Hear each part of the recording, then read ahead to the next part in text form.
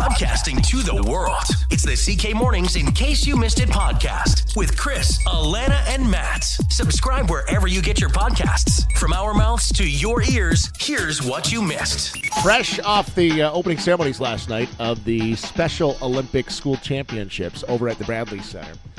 Matt, let me tell you, it was buzzing. Oh, yeah. Last night. It was fun. The one complaint I had is having to dress up. And Matt, this is the thing. Alana, we picked her dress. Yes, you guys both had your say, along with Jason Herder, the organizer, and I will say it was a hit. I got a lot of people asking, actually, really? if I Nice. picked the dress that you guys picked, and I said yes, and they liked it. And actually, I saw a couple students say, I like your dress. One girl said I look like Katy Perry. Wow. I So know. thank you, guys. What happened to me? Did anybody say anything about mine? Nothing. Back to you. Nobody ever, a guy dressing up is a suit. Mm-hmm. We have no options. You went with, what would you even call that? A sparkly? A very sparkly, glittery, mini dress. It was flowy. I know, me and you. So we went in between and we went to match to go over the script or whatever.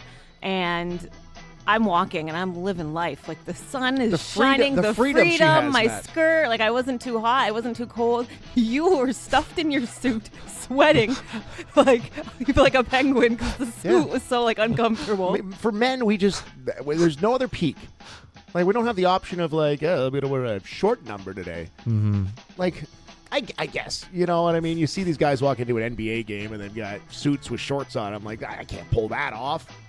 You got the option. You could have wore a longer dress. You could have wore a... I had so many options. You could have done anything. Yeah, it's so funny. You're dying on the inside. Meanwhile, I can't go 5 feet without someone saying, I love your dress. You look so good. And Matt, let me tell you, that hall doesn't ventilate well. Oh, boy. Yeah. And then we got on stage. So what we said off the top today, Matt, the production, it's like a production company that runs tours, music acts all across the country. And one of the things they make sure they have time for every year is the Special Olympics opening and closing ceremonies. So these guys and women, they know what they're doing. These are pros. So we get up on the stage and the lights, and I'm wearing a suit. Here's Alana, just comfortable. I am pumping out the heat. I couldn't take my jacket off because I was smuggling bologna. It was so hot. Why? We gotta figure out a better way.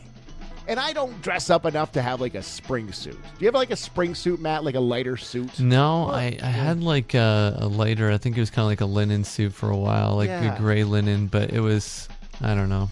It's just not as versatile. That's it. I was wondering that when we were outside at that one point, and I knew you were very hot. I could tell, and you were uncomfortable. I was going to pass out. I was like, what's the other option? You can't wear... fancy shorts. There's no options for men. And it's a fashion faux pas to wear a short sleeve shirt with a tie. Mm-hmm. They don't do that. Mm-hmm. That's and then you tacky. can't even just wear the long sleeve dress shirt. You gotta have a jacket on top too. That's terrible. And you're all sucked in with the tie. And then if you see the pictures, I just feel like such an ogre. In all pictures, you look wonderful. And any woman, they dress up and they look so great. And then it's just me with an ill-fitting fat suit on. Oh, boy. Sweating, just I got a picture next to you. And then they started dancing. I'm like, I gotta leave. The heat just turned up a couple notches. The second the ceremony was done, you took your jacket off, so you just had the shirt on. And I wanted to get a picture of us because we hadn't at that point. I didn't even want to ask you because I'm like, he's gonna have to put the jacket back on, and I don't want to open that can of worms. So you actually brought up the picture, but I'm like, I'm not even gonna ask. I don't care. I want a picture, but I don't want to make this man put his jacket back on. Matt, if it was, and okay, you wear what you want to wear, but if it was not as socially acceptable, it was commonplace for a man to wear a skirt, would you take that option? How could you not? I would, in a minute. I would be all over that. Would you Really? not? Really? Just the freedom. Yes, of you're just acting shocked, Matt, because like Chris said, it's not socially acceptable. But if it wasn't a thing, a skirt is wonderful. I've never experienced it, so I'm not sure. I probably wouldn't have the right protocols. I would probably be asked to not ever wear a skirt again after 5 minutes. But I would take that option. Just to oh, today I'm wearing a flowy number, a short number. I want to get my legs out. I would take that. And who knows? I might still tonight for the closing ceremonies. There you go. I might go with something flowy. I wore my dress from last night. I've asked Jason a number of times, like, what do I wear? Because I want an option to not wear the suit tonight. You're in McLeod, though. You can probably pull off a kilt. Oh, I could. I don't have a lot of Scottish in my background. It's way back. But it's mine now. You got the name. It's close enough. Yeah, no one's going to question that. Yeah. No, well. I'm from the McLeod clan. If I can find a kilt for tonight, it might be an option. Welcome back. Everybody should come tonight. If you can get a chance, get over there to the Bradley Center, 7 o'clock. It's like a half-hour closing ceremony. It's just a buzz. And guaranteed, I will be a pile of sweat later tonight. I guess you would call this an end of an era. Seth Meyers. You ever watch the Seth Meyers late night? No, not really, actually. I've only seen the clips. He's losing his late night band to budget cuts. There's no band. Huh.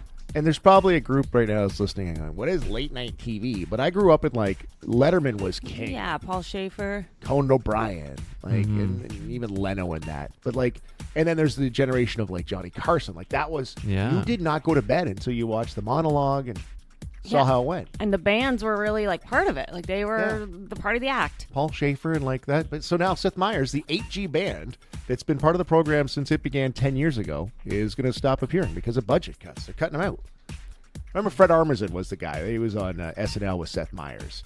So that was the leader. And he would jump in and do bits with Seth. But cut, gone, goodbye. Man. Yeah, that's an odd thing. That's a tough thing to overcome kind of as that, that host of that show. It's like, we don't have a band anymore. And you're like, am I next? You know what I mean? Like, yeah, like to just be axed out of there. Because it's one of those things you don't maybe necessarily notice it's there when you're watching the show and whatnot, or part of the show, but not having it, it would be like a piece missing. Like Jimmy Fallon's got the Roots band, right? Yeah, Like exactly. they're always like doing bits together all the and stuff. time. Yeah.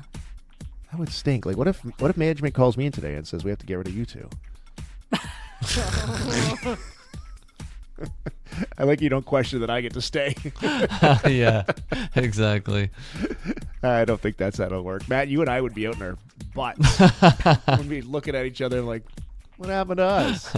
But yeah, they get booted. So it's in the summer season right now. It's reruns. But when they come back in, I think it's September, maybe August sometime, there'll be no band on the Seth Meyers show. So. That's a bummer. So I wonder if they're going to do something in replacement of it, or you need like music. Just you with your harmonica.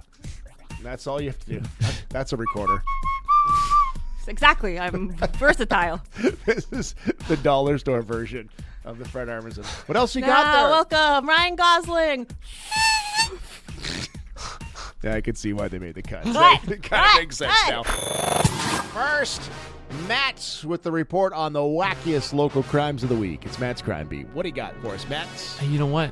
We were usually reporting the wackiest crimes. There's been kind of a shortage this past week. What? Whoa. So we've got a couple things, but I got some stuff to fill, but like it's not.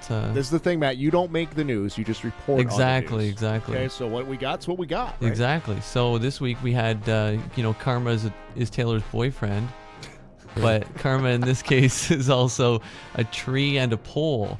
So we had a 42-year-old guy who was already wanted by police for skipping court. He was arrested after he hit a tree and a pole because he was allegedly driving drunk. So, like, thankfully, that's the only thing he hit. But I feel like the tree and the pole just sort of jumped out of nowhere, and Karma is your boy. Exactly. Karma came for him. These type of people can't get out of their own way, right? Yeah. Like it just the one thing. It snowballs. Yeah. There's no like I made one mistake. It's like I made a lot of mistakes I know. repeatedly, Yeah. over and over again. Wow. Yep. We had another impaired driver here. This is a man who drove a vehicle into a ditch, then took off in a second vehicle. Yeah, what's not clear to me yet, I'll get to that in a minute, but I'm not sure if he was driving the second one or not, but somehow it showed up, so hang with me here. Somebody sees a vehicle swerving on the 401, and they saw it go into a ditch at the intersection of Queens Line and Merlin Road, and then the guy left in a second vehicle, apparently. Police didn't say whether he was driving that one or whether he got picked up, but somehow he was still able to get away. Wait a second. Hold on here. What? How did that? I don't know. He called in a friend. I guess it's a vehicle? phone a friend situation. I don't know. It reminds me of the guy, and we told about this last week. Guy rides the bike and then has another bike. Yeah. Was he driving? He's got a backup. Backup car? He's got a backup car. He's got them parked all the way around, so he knows he's got a getaway. Quick getaway car. Interesting. No, yeah, I don't know what happened there. On the justice beat, sort of, this is related to crime. There's a new judge in town. This is pretty exciting, actually. So Justice Courtney Harris is supposed to start this week, and that brings Chatham back up to a complement of 3 judges. And we've been tuning into courts a lot since the pandemic, especially, and they have been short-staffed. So that's good news for a local crime, not for criminals necessarily, but for fighting crime, because it's half the battle when police arrest somebody. The second half is going through the court system. So I'm actually pretty excited about this. Here comes the judge. Nice. What's his name again? Courtney Harris. Nice. Now we're gonna get to it. Here comes the judge. Hey. I would just have this as my entrance song. Yeah, for sure. We're so excited to play Here this. comes the judge. That would be awesome. Oh, welcome to Chatham, Kent. There you go. And then I wanted to close this week with a bit of a sentimental note. So Chatham Kent's top cop won't be a Conn anymore. Chief Gary Conn's going to be retiring at the end of this week. I know there's some pros and cons to having a change, but I have to say this, Chief Conn was always a pro in my books. So Gary, if you're listening, you're probably not, because you've got some better things to do than listen to us. Your commitment to this community and your leadership of the police force probably went underappreciated by many, but it was definitely noticed from us in our newsroom. You were never one to shy away from the tough questions, and your commitment to cracking down on crime locally, especially drug-related crime, we've definitely noticed that over the last 8 years, and you've made our community a safer and more attractive place to live. So I just want to wish him all the best in retirement, and the best to Kirk Early, who takes over for him. Couple snaps for Gary. Couple snaps. Yeah. Gary was at the opening ceremonies last night. He's going to be back tonight, but in the meantime, he was telling me he's in London, back for the opening ceremonies. London today, back for the closing ceremonies. And then tomorrow back in London. Then he's in Aylmer on Friday. Like he's busy. Yeah, And I whirlwind. said, "What are you doing?" He goes, "Monday, nothing, nothing." But yeah, the big snap for Gary, and congratulations I love that, to him. Matt. Yeah, it's been 8 years, right? And the police chief, it's a big position. It's a lot of responsibility, and it's a big leadership position in the community, and I think he did a really good job. Well, as a former fire chief told me once, is when a police officer drives by, they never wave with all their fingers. So, to Gary, let's wave with all our fingers. Congrats, Gary.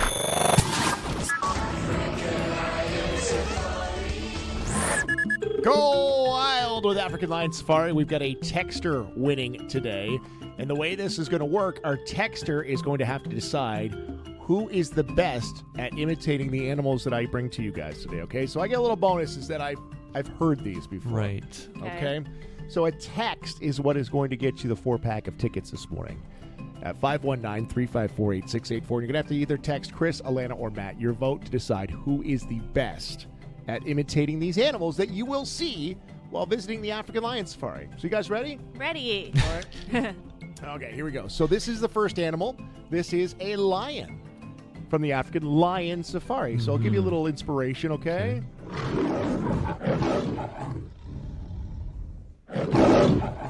Okay, so that's what we're imitating. Number 1 is a lion. Let's go around the room. Alana, you can start us off.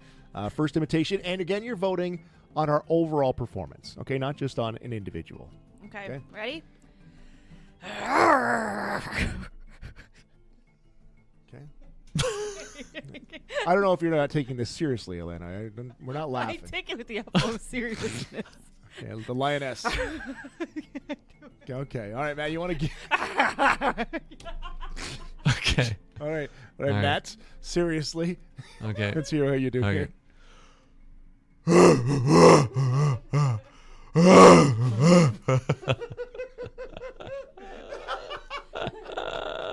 All right, my impersonation of the lion.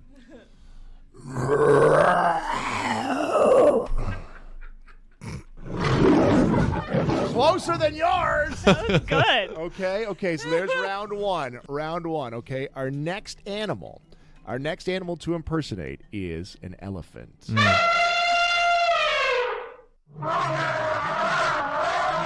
That's an angry second elephant. Okay, so here it is again. Okay, we must imitate that. Alana, you go first.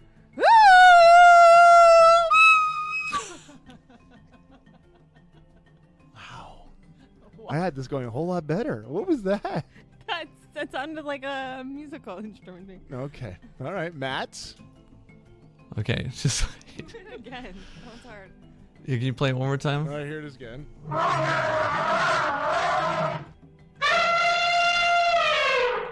Okay.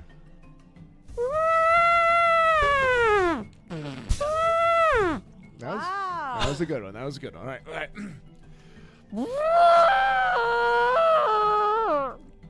All right. I'm tapping out on that one. I'm tapping out. All right. All right. Last one. Last animal. Okay. This is the last animal we impersonate. Remember, your vote is for one of us who performed best overall. Chris, Alana, or Matt at 519-354-8684.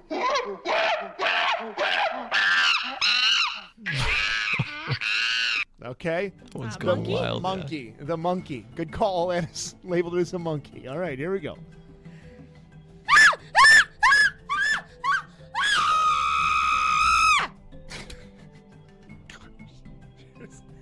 The host tonight. My voice is gonna be shot. All right, Matt, please impersonate a monkey for us. Okay. All right, let's see what you got.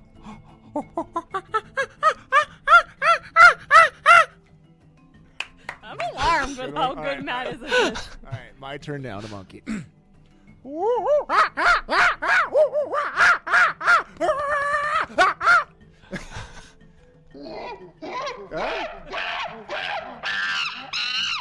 Those high-pitched ones are tough to get. Yeah. They're tough.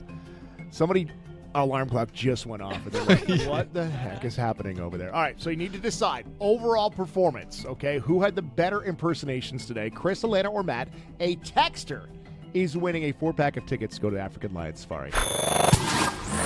Go wild. African Lion Safari. We've got tickets for you every single morning this week on CK Mornings. Today, we were giving texters a chance to win by impersonating animals that you will see at the African Lion Safari. So we had a 3-round game. We had to impersonate what was the first one? The first one was a lion. So we had to impersonate a lion. We had to impersonate an elephant. And we had to impersonate a monkey. Okay, so we've each done our impersonations. They're already in the bank. I don't know if we need to hear those again right now. Please, no. But the way it worked is you had to text in who had the best overall impersonations as our total, all 3 of them. Not just like a single impersonate. Who did the best overall? And we asked you to text in 519-354-8684. Chris, Alana, or Matt. One of our texters would win. We got so many texts. So many texts. Okay, so let's go with our winners first. So who finished third? Coming in at third place with literally 1% of the vote was me, which I deserve that. I can't argue that. Coming in at second place with 48% of the vote. It was tight. Whoa. Second place is Matt Weaverick, which means Chris takes it home. Wow. King of the jungle. Okay, I think what we should do in celebration. Well, first of all, who's going to win our tickets? Who are we picking here? It's going to be Erica Legacy. All right, so Erica, you've got a 4-pack of tickets to see the African Lion Safari sometime this summer. Okay, take your best impersonation. Don't tell me what it was, and we're going to do it on the count of 3, okay? Matt, you ready? Sure. Okay, this is what it's going to be like when you roll up to African Lion Safari sometime this summer. All right, in 3, 2, 1. Okay, jeez. We are about to have the mayor on. What are we doing over here? Wednesdays, we talk with Chatham Kent Mayor Darrin Canniff, who is at a place you would expect him to be in June, with the temperatures going up to 31. Mayor Canniff is at the arena today. Good morning, Mayor Canniff. Good morning. How's everybody today? Good. Where do we find you this morning? I'm at Memorial Arena, and the Chatham Maroons, who've been around for 60-something years, I wanted to come out. They just finished their mini camp, and looking to be a great team this year. I thought I'd come out, and I'm looking for some cool spot to be, and literally and figuratively, the Memorial Arena. It's temperatures is nice and cool in here. That's great. And you know what? There's actually a lot of people kicking around the arena, even though we don't have ice. But you can walk around the upper portion of the arena throughout the summer, right? Yes. Yeah, you get out and get some exercise. And Richard, the general manager and head coach, that's what I caught him. He was actually running around pretending he was skating. It was a beautiful sight. He's all ready to go. Do we know when the Maroons start yet? Does Richard have a schedule yet? Yeah, September 15th is the first home game. And if you didn't know, every Sunday night they have a home game. So when you're looking for something on a Sunday night to do, come out and support the Maroons. They're going to be a great team this year. And they have 25 home games, and most of them are on Sunday nights. There's other games that aren't on Sundays. But get out and support them, because they've been around for 60-something years. They've won championships, and this year I've got a good feeling about the team. They're going to go out and far exceed expectations and do some really make Chatham-Kent proud. I love it. And you know what? The arena and the Maroons themselves have been very helpful to the Barnstormers, allowing them to use their dressing rooms, right? I know. What a great synergy between the two teams. You know, you got the baseball, and they can walk to the memorial and back and forth, and they're on at different times. So we're so happy in Chatham-Kent to have those great teams. So the Maroons here for so many years, and looking forward to a great season. All right, let's get through the summer first, but ChathamMaroons.com, and September 15th, the first home game. All right, Matt, let's start. We got some things to talk about, but let's start with the question you wanted to ask Mayor Canniff this morning. For sure, yeah. I wanted to follow up on the basically probably one of the hottest topics. I mean, among anybody in Chatham-Kent and a lot of cities as well, though, homelessness. And there came up at council on Monday, talking about sort of protocols that are in place when there are encampments. Where are we at now, and what's coming up next with that issue? Well, what was presented to council on Monday night was kind of a game plan of how you deal with it, and it was highlighted how the courts have been looking at this and kind of the things you can and can't do. So we're facing this in Chatham-Kent, but it's a worldwide problem. The homelessness, there's been getting more and more of it as the costs get higher. Less people can afford homes. So we're doing a lot of work moving forward, and the cabins are going to be introduced in the next 6 months to a year, somewhere in that range. So that's a big step forward. But then we're going to have to be working with the people that are out in the streets, and how do we work best and balance the interests of those individuals with the individuals that own businesses, and how they're impacted as well. So it is a very complicated topic. If there was an easy solution, it would have happened long ago. All right, Alana, you're up next. Something else that came to council was Chatham-Kent possibly getting new tourism signs, like the signs that we see along the 401 saying "Welcome to Chatham-Kent," which we probably take for granted because we see them all the time, but I know they're very important for the municipality. So what is kind of the next steps for those signs? Well, we'll see. Alana, you are taking Matt's spot. You're probing here, and you're going to get a scoop from it. Was that a probe? I felt kind of like probey there. You're going to outscoop the scoop maker. And one thing we want to talk about, mention, is that we're going to do a complete rebranding of the municipality of how we market them. So the signs are one piece of it for tourism, but when we start looking at, we're going to relook at the whole growth shore to shore, and what are we going to put out there in marketing? We're going to have a complete new campaign, I'll call it, or a way to promote our community. So stay tuned. That's going to be over the next few months. But the signs that you just mentioned are going to be part of it. We've got approvals for some signs, the welcome signs to Chatham-Kent, to improve on those. So stay tuned. Okay. We're going to be coming up with some great new ways of how we show off our amazing community of Chatham-Kent. Is this how you ask us to be models? Is this you're approaching us to be a model on those? Don't be shy. Just ask. Scoop number 2. You guys are just... We would be willing... You know, here's an idea, though, and since you're sitting in the office over at the Maroons, what are like a Maroons, Barnstormers, some of our Junior C teams, like just kind of a sporty montage, like welcome Chatham, because we have teams coming in all the time. Well, you guys got another great idea. Well, one of the things in our bus wraps, I'd love to see a sports bus, and just talk about have exactly all you said, have those teams on it, have just sports in general, have a fun sports bus that drives around every day in Chatham-Kent. See, look at us. Come to us for ideas. Forget administration. We do this in like 5 minutes. Imagine if we spent all day how many ideas we'd have. No, we're only good for about 8. Yeah, so. we wear out pretty quickly. You're not getting anything else.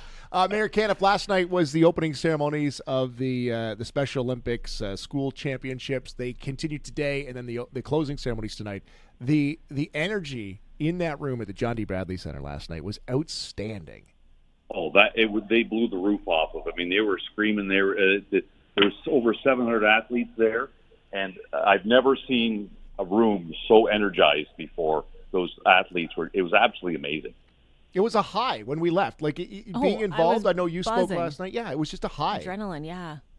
When I asked them to scream as loud as they could, I really thought the walls were going to shake down. It was mind-blowing, and the athletes from all over the province here, and putting Chatham-Kent on the map with what we're doing there, and it's exciting for the athletes when they get to come out and compete, and the atmosphere. If you weren't there, you just can't experience it. Kind of like being in a Maroons game. If you're not there, you just can't experience it. I know when they lit the torch, I almost had to hold back tears. It was so inspiring. Yeah, you almost cried a couple times. I told Chris, I almost cried. That's wild. Mayor Canniff, we will see you tonight at the closing ceremonies. We'll see you this season at a Maroons game. Thank you very much. We'll talk to you again next Wednesday. Excellent. And thanks for doing those animal noises because it made the street better. Who did you vote for? Who did you vote for? None of the above. Oh. Yeah, nice. Good call. Yeah, we got a couple of those votes as well. We'll see you tonight, Mayor Canniff. Yep. Have a great day, everyone. It's going to be a weird tradition this year on July 4th when Joey Chestnut does not compete in the Nathan's hot dog eating contest. He will not compete. And he's the one who always, crushes it, right? He's the champion hot dog eater? Competitive eater. He's like, when you talk competitive eating, Joey Chestnut is the guy. The GOAT. He's not in it this year. The hot dog eating contest that happens every year, July 4th, is huge TV ratings. Like, they get millions of people tuning in on ESPN to see Joey Chestnut wolf down hot dogs. But he's not going to be part of it this time. He's a 16-time winner, and he won't be part of it because he has inked a deal with Impossible Foods, which is vegetarian. Yeah, but they're also the competition for Nathan's, who runs the hot dog eating contest. So he's on a competitive team now. They don't want him part of it, so they're not going to have Joey Chestnut as part of the hot dog eating contest this year. So, yeah, that's kind of weird because he would know that they're a competitor. Yeah, they must be paying him good money though. Yeah, right? I know. I'm kind of like, what's going on here? There's something that seems like he's wise to something. You know what I mean? I don't know. How much money do you make as a competitive eater? Like, he's got to be making. Well, that's the thing. Is it more worth it for him to be a spokesperson for whatever it was, Impossible Foods or whatnot? And not have to chow down on hot dogs for an afternoon? See, my thing, is it competition? It's vegetarian hot dogs. You know what I mean? Like, I get it, but I'm also like... Well, Impossible Foods is a competitive brand to Nathan's. So they don't want to have him up there wearing a Competitive Foods shirt. I get that. And that's why I'm wondering, like, is he just trying to sneak a better deal out of Nathan's somehow? Like... He wants them to offer more money, so he just goes to a competitor kind of thing. Yeah, I don't know. Are you saying there's some dirty backroom games happening in competitive eating, Matt? I think there is, yeah. I think there's a seedy underbelly. The seedy Dirty Chestnut of the hot dog eating contest. Well, look, he's on the TV right now. Look at him just look at him. down. Yeah, he is. In that Nathan shirt. Yeah, see, he was wearing he's a Nathan traitor. shirt. Now they Impossible look Foods. at that. Ooh, yeah, because he eats like hundreds, right? We witnessed Alana eating in here the last few days. What about it? Do you think? Like, there's an opening now for the GOAT of the Impossible Eating.